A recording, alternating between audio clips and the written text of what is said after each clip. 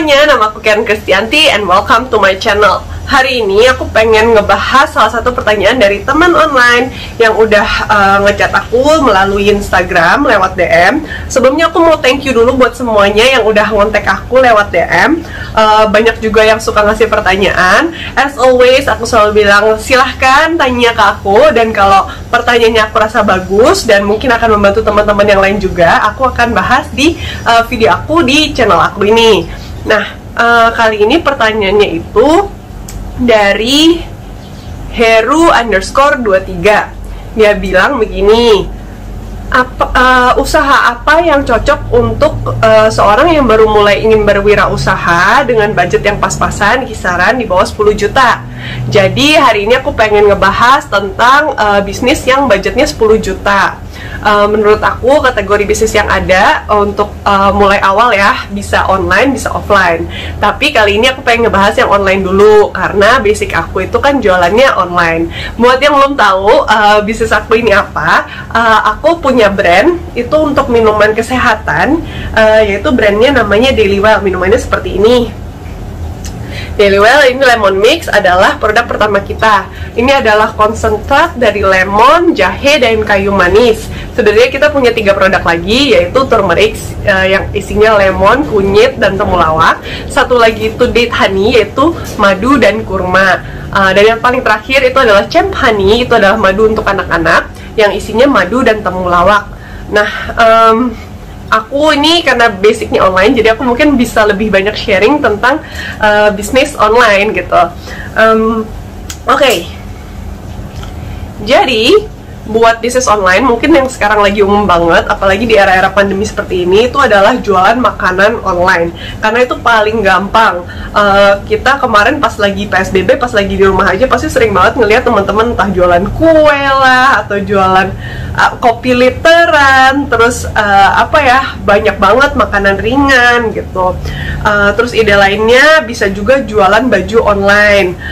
Kalau kemarin mungkin lagi pandemi nggak banyak yang keluar, jadi mungkin baju keluar itu masih nggak terlalu banyak ya yang jualan lagi. Tapi biasanya yang bahkan yang udah jualan online baju aja jadi pivot ke piyama. Jadi piyama juga bisa tuh buat baju online, bisnis baju online ya.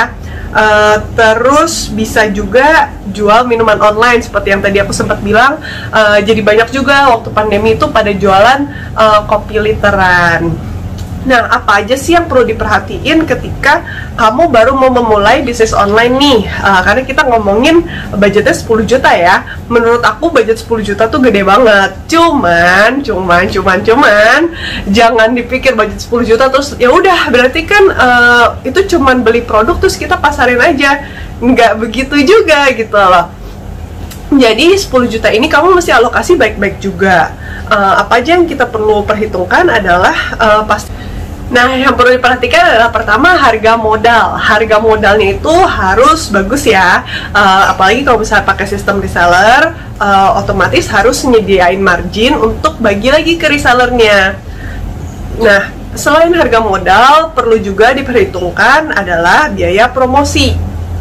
Biaya promosinya, budget untuk marketingnya, untuk endorsementnya berapa. Walaupun kamu endorsement misalnya hanya ngasih produk, itu juga termasuk cost loh. Jangan cuma dipikir cuma ngasih produk jadi ya udah nggak usah dihitung biaya. Ingat, kalau ngasih produk berarti kan keluar tuh satu produk. Tadi satu produk kita beli ada biayanya, ya kan? Terus juga budget untuk Instagram ads-nya mungkin, atau mungkin endorsement yang berbayar, itu mesti dihitung juga. Dan jangan lupa harus punya dana darurat.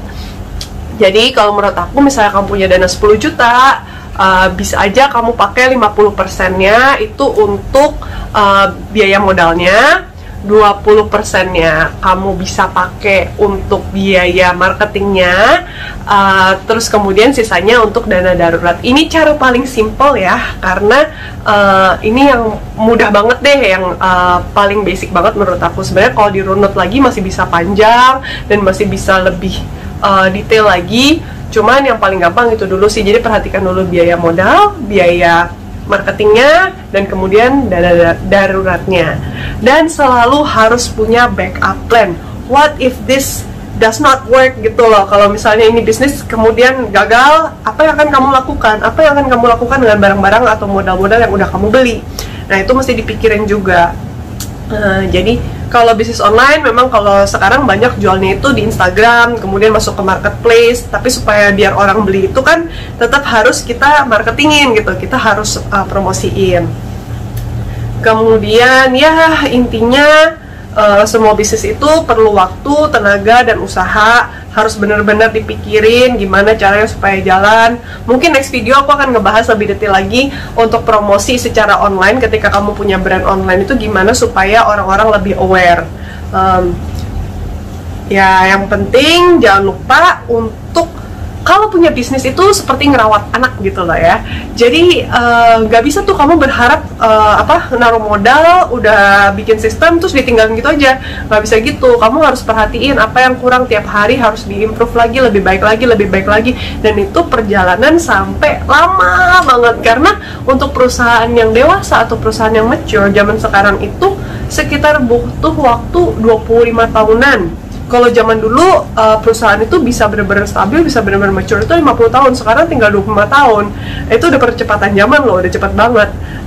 Mungkin karena kita hidup di era yang semuanya tuh serba instan, jadinya berasa 25 tahun lama banget. Padahal ya memang begitu stepnya. Kita harus punya goal, tahun depan mesti gimana, bulan depan mesti gimana, terus apa yang mau kita lakuin, dan ya gitulah. Jadi belajar terus-menerus dan terus-menerus.